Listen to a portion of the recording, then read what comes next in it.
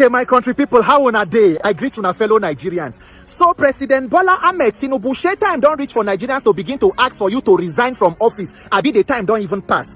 And these constant killings where they go on for Nigeria, is it concrete proof to show that Nigeria no get government? Because now waiting you talk be this. These are the statements where you make under Jonathan to criticize and you say for insecurity, the buck must stop at the president table. And it calls to question the competence of the former President Goodluck Jonathan. So now, President Tinubu, where you there in power, with the buck no longer stop at your table, and it does not call to question your own competence.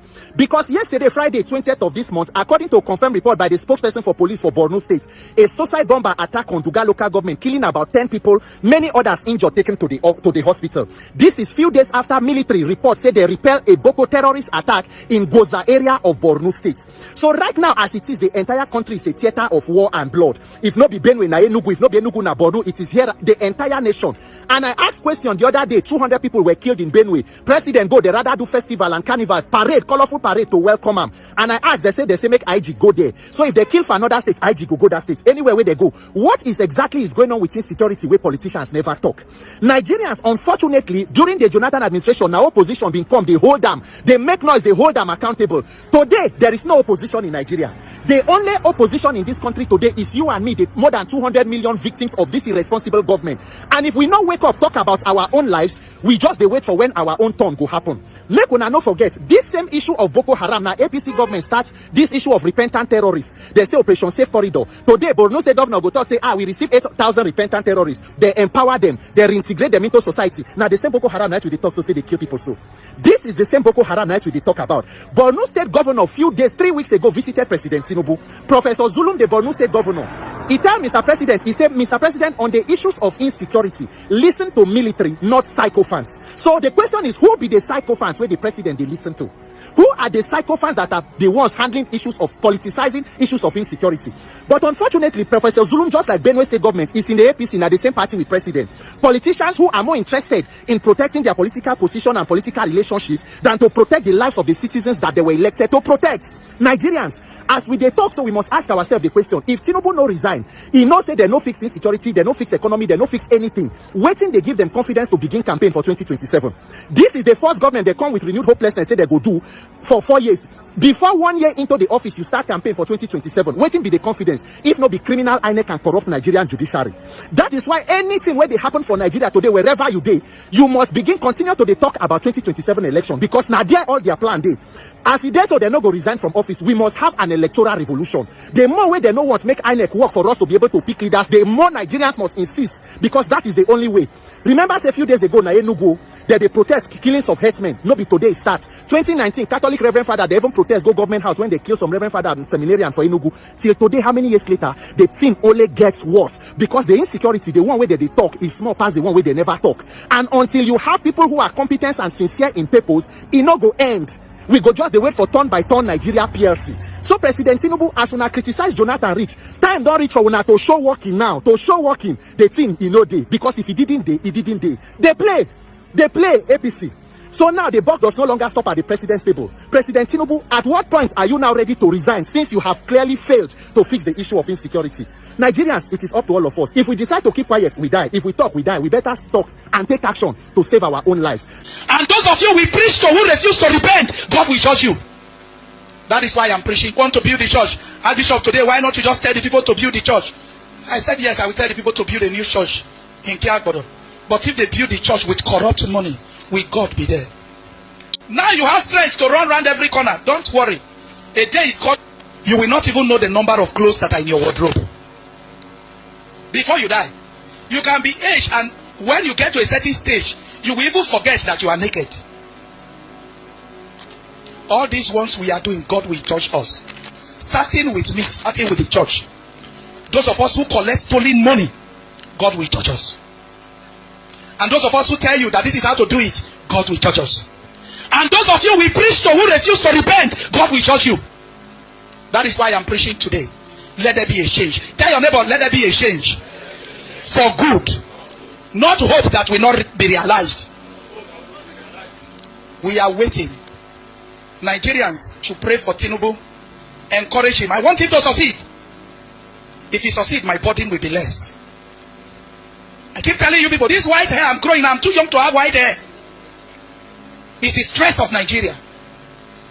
Every day over 100 people are in the Bishop's Court, in the Archbishop Palace, requesting charity. Why will I not grow white hair? When the crude oil that runs from Nigeria can make every Nigerian live properly, live as a human, they give us fake data that the oil running from Nigeria is not up to 2 million barrels, and the thieves are living with us. Anger has come to expire. Is there somebody ready to repent today? My priest had told me, Papa want to build the church. Archbishop, today, why not you just tell the people to build the church? I said, yes, I will tell the people to build a new church in Kiagodo. But if they build the church with corrupt money, will God be there?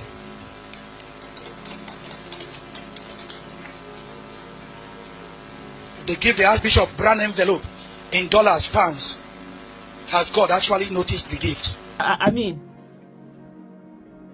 one of the things that we found lacking in the Nigerian space, especially in recent times, is actually having religious rulers who could stand in front of, politicians and people in office and be able to tell them as it is the truth, the way it is. And so this is one of those things. Even though for me, I just believe this whole thing where we're always waiting for God, that when we get there, when we do this, when we get there. No, there's no waiting for God on this issue. God will not do for us what he has given us the capacity for us to do for ourselves. We have to do things for ourselves. That is why God prescribed punishment for things. He didn't say leave everything to go and meet him. There are certain crimes that he has prescribed punishment for, meaning that on this earth, take care of it. Because one of the things that people always use as an excuse is just that when we get to heaven, when they die, God will judge them. Yesterday, I was watching, a particular video of a little boy that they made him. He was talking about the fact that before Tinubu's illegitimate government, they could eat rice and beans in their house and meat and all of that. They ate that. That since Tinubu came, it's basically spaghetti and palm oil that they are able to eat. And then he was just talking about the fact that, Tinubu has done this, and then let him die, let him carry all the property, whatever, and go to his grave. That God is going to, I'm trying to translate, because it was in Hausa that the boy was doing this. I'm just trying to directly translate it as saying, God will get our justice for us and this. And I'm like, not just when I was watching the boy, for me, it's not even about what the boy was saying, but the fact that a lot of Nigerians, that's their mentality. People are waiting on to when we get to hereafter. Which hereafter? Deal with the thing now before you get to hereafter. God has given us capacity to be able to deal with the thing. Let's do, something about the politicians now, and not just wait and say, in the hereafter, we are going to do this. In the hereafter, in the hereafter, there are many businesses and problems that we're going to be dealing with. Let's deal with that one. The ones that are on earth now, let's deal with them on earth. These people don't have two heads, and these people will continue to destroy our country if we really, don't do anything about it. And wherever they are, you understand, people we must begin to shun them. You can't see politicians that are destroying your lives, and then you're sitting there and you're shining teeth with them. When you're there, I'm not saying you shouldn't be in the same space with them, you shouldn't meet them, but when you meet them, tell them the truth. It's not very yeah, excellency. Person that has not done excellent job, you are calling him excellency. Excellency now for granted they pick up. Excellency should only be for people who have done excellent job. You understand? Honorable should only be for people who are honorable, not dishonorable people. You understand? And also, what's the other one that they call themselves? You're distinguished. You cannot be distinguished when you have not distinguished yourself. You can't just come because you won one election but most likely the election you even rigged to win it. You're not even among those that really won the election. The next thing they are distinguishing you, they are selecting you, they are honorably you, they are whatever you. We must begin to show them, as it is. The other time when they did na your papa, na your mama, kind of thing, that's citizens standing up to something. The other time when people walked out of, I think it was Rivers State, the other one was Delta State, Rivers State, where women walked out on the wife of the sole administrator. That is how it is done. Don't stay there like you just sit down there like park or forever, be collecting anything that they want to do with you. And we also saw the one in Kaduna State where they were shouting, they were heckling, they were showing their dissatisfaction. That is the way it should be. And not just we just sit down accepting anything, allowing people to just come and just use our head anywhere and get away with it. And for me, I just pray more religious, rulers are going to have the integrity, the dignity for them to begin to speak on issues and not just be silent and just be, going after these people just for the sake of collecting money. I know they have a symbiotic relationship anyways, because when there's bad governance, it's easier to sell cheap miracle. Somebody will tell you that, it's a miracle, come, they'll be stamping your passport so that you get visa. A lot of countries, they don't don't need visas to these places that you're looking for, who will stamp a religious person that will stamp your visa for you to get. With good governance, a lot of countries are able to get to those places without needing any visa. They don't need visa. Some of them is just visa on arrival. Some of them is just to show your passport and you walk in. And then here we'll turn it into a miraculous thing. The moment you get a visa, it's not a miracle. Or the moment you get basic things have been turned into things that are being used to sell cheap miracles. It really to them, this is a joke. We are driving this vehicle to anarchy. Okay.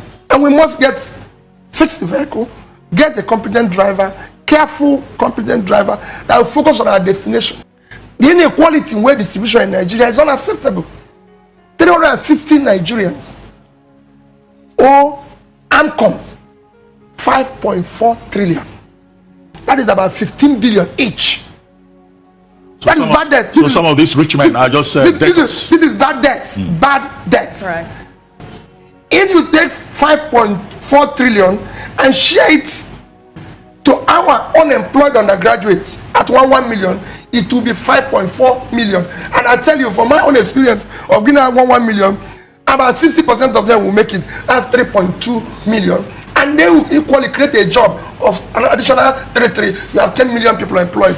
That is how the economy works. Let's go. Economy doesn't work on giving people money to eat today and then nothing for tomorrow. You are elected to be a resource creator and manager. Nature. I like that. You should create wealth. Right. You should be able to say, what do we do to save money? Yeah. I didn't print money to save the money I told you I saved. Yeah.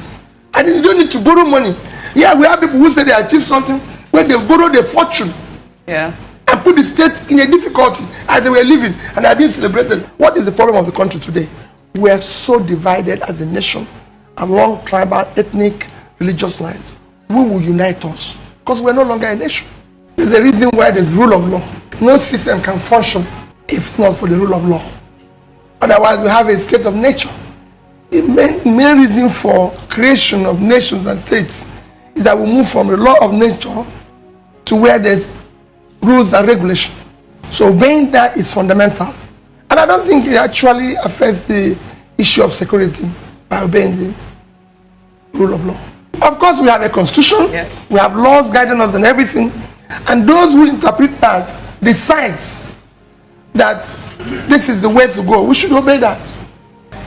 Every citizen of a country, irrespective of your position, should obey the law. That is the fundamental and core yardstick for existence of any nation. The security is worse today than it was before I came into office. The economy, for me, I said it before, is on a life support because of the amount of debt. That is unacceptable. And using about 50% of our resources, of our revenue, to service debts. And where we cannot say this debt was used for this, for me, it's critical. Our level of poverty have worsened. Most kids are out of school. Unemployment have increased and is worsening by the day. Of course, you're told that for every minute 6 Nigerians go into debt instead of coming out of it. So the situation is getting worse all over. So the economy, and that is for me, that's my take. Issue of economy. How do we deal with the economy? Because we have our young people in their productive age doing nothing. If they get to retirement age without anything to fall back on, we'll face a serious problem. If you look at what is happening today in Nigeria, at all levels of government, maybe in 1 or 2 or 3 states, there's no governance. Those who dwell in the past and yesterday will miss tomorrow. The reason why they will miss tomorrow is that you use all the time you use to focus on tomorrow and the energy to focus on tomorrow in dealing with yesterday. Yesterday is gone. Even if what they're saying in quotes is at any contest, we hired you for a particular reason. It's like you have a company. Ruben, I've been involved in a company. The company is going down, it's losing profits. Then we hired you, Ruben. And then you put the company into chapter 11 and you're complaining, but we were losing money when we hired you. So we wanted to do a turnaround. Why did we vote for APC government? Because they said the country is collapsed, the country is broke, they will change the economy, they will make Naira 1:1, they will do this. There's a list of what they said. What we want to hear is what you promised. Where are we? Ruben, I've been in government. I've been chairman and director of so many quoted companies, and also I've been a governor. When I went into office, I promised the people something. And for me, it does not matter. That was why even when I see people arguing and angling about National Assembly, I was worried. When I was a governor with 30 PDP member house, no single person in the House of Assembly was from my state. But that's not what I was hired to do. I wasn't hired to deal with the state assembly. Just like the present government of APC is not hired to deal with National Assembly. There was a promise to the nation. The country is broke. We'll make Naira 1-to-1. We're going to bring down the price of fuel. Nigeria will be more secure. This is what we hired you for. So we want to see effort in that direction. Even if we are not getting 100% result, we want to see 100% effort. And it's not in that direction. Why is all this waste of time for everybody? We have first and second consign. We do respect to them. This is a joke. If you look at nations that have done well, I always want to compare ourselves with China, for example. Why do I compare ourselves with China? Because it has a huge population of 1.3 billion. China in 1980 had a per capita of what you used to measure. One of the biggest things you used to measure a country's progress is per capita. China per capita GDP. Okay. GDP per capita. China GDP per capita is $193 in 1980. Nigeria was $870. Today, China GDP per capita is $8,063, which means they've been able to pull it to over 4,000%. Wow. Nigerian GDP per capita is 2,000. Well, we just done 200. We just done 200. We just done 200%. If only we have worked hard and it's at 1,000%, it would have been 8,000 something. Our overall GDP would have been about 1.6 trillion today. We wouldn't be in the mess we are. And I can give you so many other countries, Thailand, South Korea, everything. I can give you where they are, where they were then. Even if there's some savings that we just say, oh, we're doing this, we've been our foreign reserve have gone up to 40. That is the main, celebrating what? When China, in December 1980, their reserve is $10 billion. Ours was $10.5 billion. Today they are 3 trillion. We are celebrating 40.